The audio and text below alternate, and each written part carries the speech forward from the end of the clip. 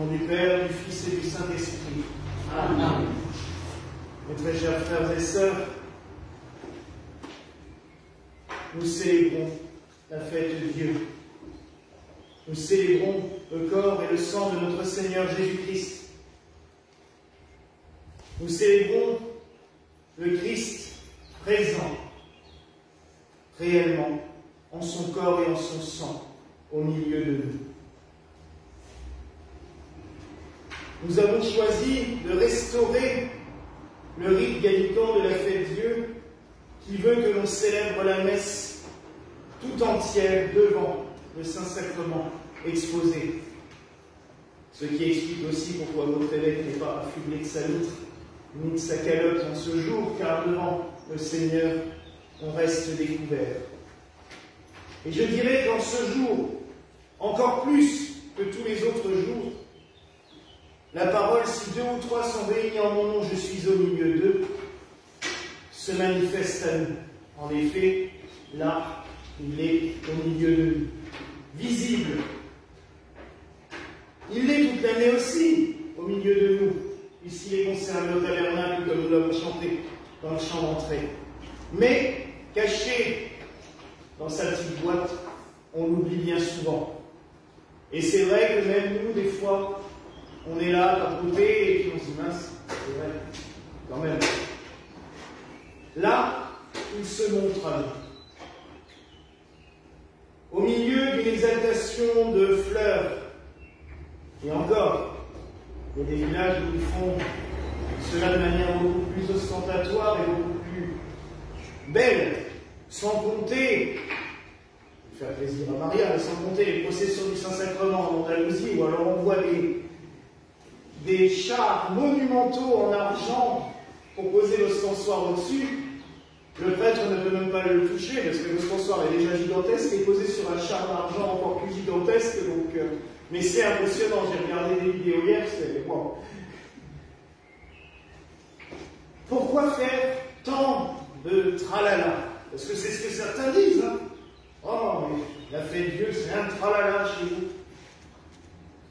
C'est tout simplement parce que c'est la fête de Dieu. C'est justement parce qu'une fois dans l'année, le Seigneur sort des églises, il est partout, mais dans son corps et dans son sang, il sort des églises. On l'emmène quand on peut dans la rue. Là, on a déjà la chance d'avoir un beau jardin pour le faire. Pour qu'il puisse répandre sa bénédiction partout, à toutes et à tous. Je le disais cette semaine, parce que la fête de Dieu tombe logiquement le jeudi après la Trinité. Il y a des pays où c'est férié. Chez nous, ça n'est pas, donc c'est solennisé le dimanche suivant.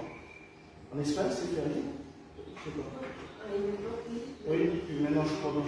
L'Italie, ça l'est toujours. L'Allemagne, dans les cantons, dans les Länder catholiques. Les cantons catholiques en Suisse aussi, c'est encore férié. Donc, c'est une fête importante. Mais on le célèbre le dimanche suivant. Ça nous laisse le temps aussi de le faire de manière vraiment solennelle. Dans les villages, on fait des tapis de fleurs dans tout le village quand on peut, comme à l'Aix-en-Seine, à quelques kilomètres d'ici, où c'est encore très fastueux. Des fois même, les reposoirs sont des grands hôtels monumentaux baroques, en bois, qu'on monte exprès pour la fête et qu'on démonte juste après. À l'Aix-en-Seine, c'est même assez flagrant parce qu'ils terminent de monter au moment où avant que la procession arrive, et dès que la procession est passée, ils démontent, parce que c'est dans la rue principale et on ne peut pas bloquer tout. Il y a des villages où ils laissent. Dans le sud de l'Alsace, à Burnham, c'est très beau parce qu'ils laissent toute la déco depuis le samedi après-midi jusqu'au dimanche soir. Les gens peuvent se vadrouiller, peuvent aller voir les décorations, peuvent prier. C'est vraiment solennel. Cette fête qu'on tourne le jeudi.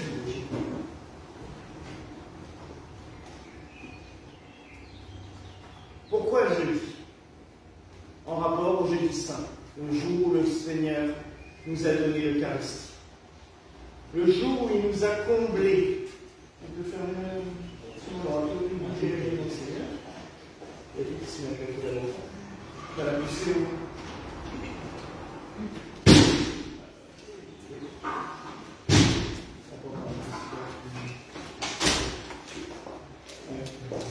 Il y a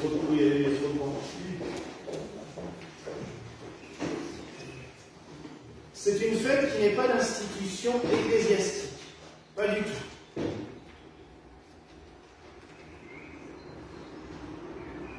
C'est l'autre.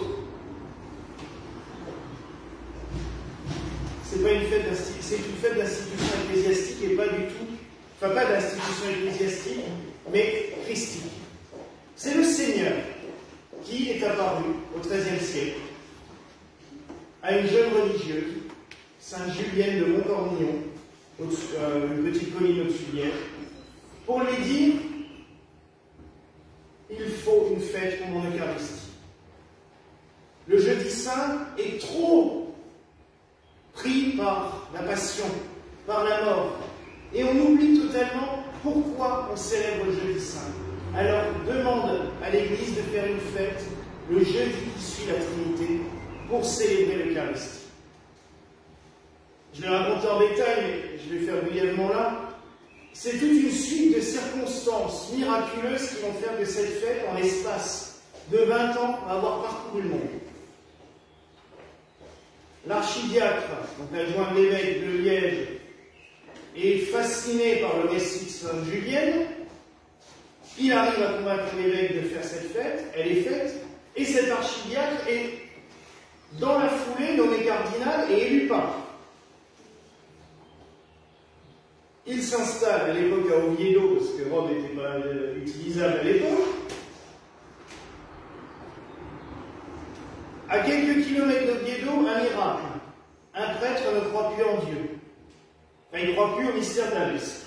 Pourtant, il est très pieux et tout, mais il a des doutes. Et il va célébrer un matin sa messe en se disant, mais si tout ça c'était rien, si tout ça c'était faux. Ah ben, il a une drôle de surprise, c'est qu'au moment où il a coupé l'hostie en deux, il y a du sang qui s'est mis à couler.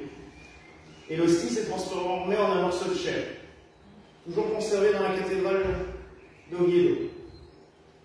Automatiquement, on prévient le pape qui est à quelques kilomètres, il vient avec toute sa cohorte, il ne peut que constater qu'il y a quelque chose, il interroge les témoins, tout le monde dit, bah oui, c'est arrivé, c'était devant nous, il reconnaît le miracle, et dans la foulée, il se dit, d'accord, la fête qu'on avait faite à Liège, il faut la faire partout.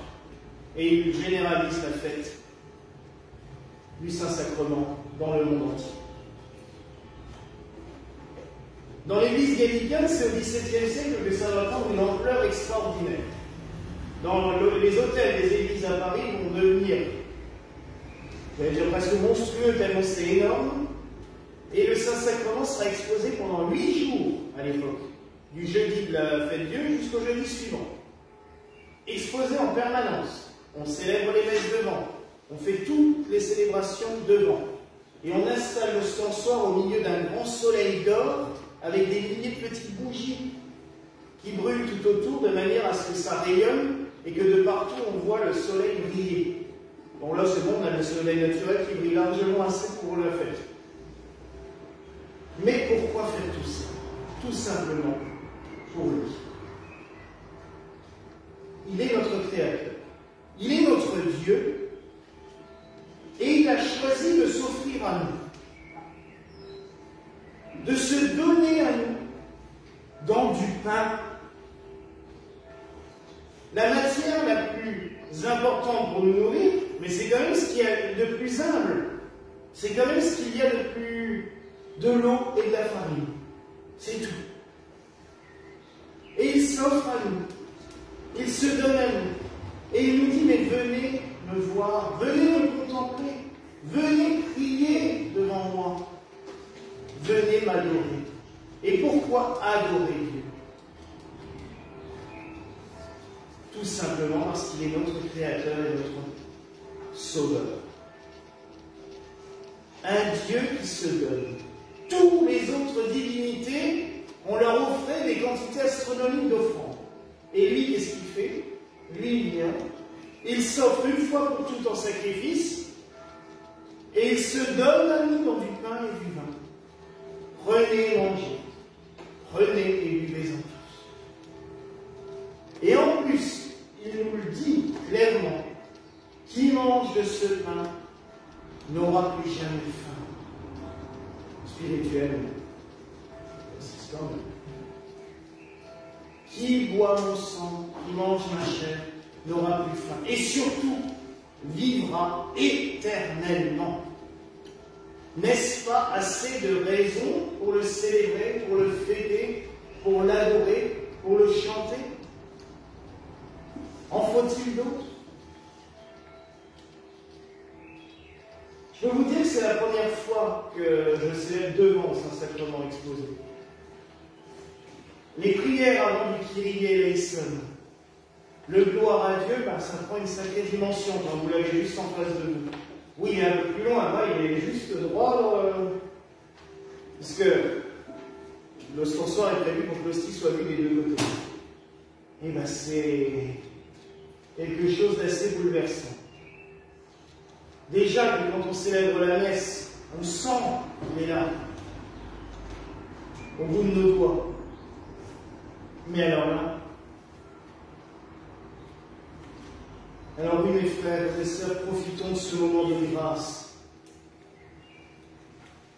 pour l'adorer, pour le bénir, mais peut-être tout simplement pour le regarder et nous laisser regarder par lui et lui dire merci Seigneur, merci de te donner à nous, de t'offrir à nous pour nous apporter la guérison, pour nous apporter la bénédiction, pour nous apporter l'Esprit Saint, pour nous apporter tant et tant de grâce que nous ne mesurons même pas. Merci Seigneur et gloire à toi. Voilà la grâce que je nous souhaite au nom du Père, du Fils et du Saint-Esprit. Amen.